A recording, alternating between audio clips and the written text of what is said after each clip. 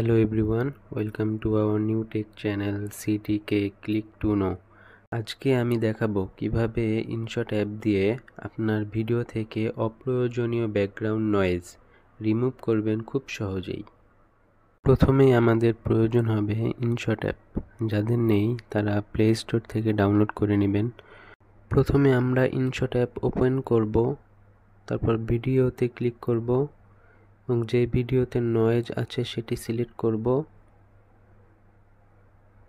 তারপর আবার ভিডিওতে সিলেক্ট করব, তারপর অডিওতে ক্লিক করব, তারপর আবার ভিডিওতে ক্লিক করব, তারপর দেখবেন এখানে এক্সট্রাক্ট অডিও লেখা আছে, সেখানে ক্লিক করব। সেখানে ক্লিক করার পর দেখবেন স্লাইড করার পর দেখবেন ডিনয়েজ অফটাকে আমরা ডিনয়েজ অন করে দেব, তাহলে আমাদের নয়েজ রিমুভ হয়ে যাবে। এই ছিল ইনশট দিয়ে নয়েজ কমানোর সহজ টিপস।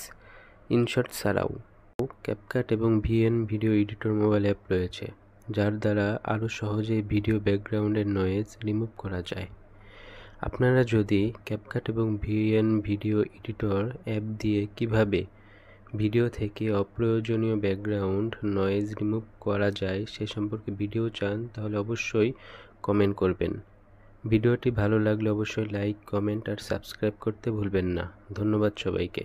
দেখা হবে পরের ভিডিওতে। আল্লাহ হাফেজ।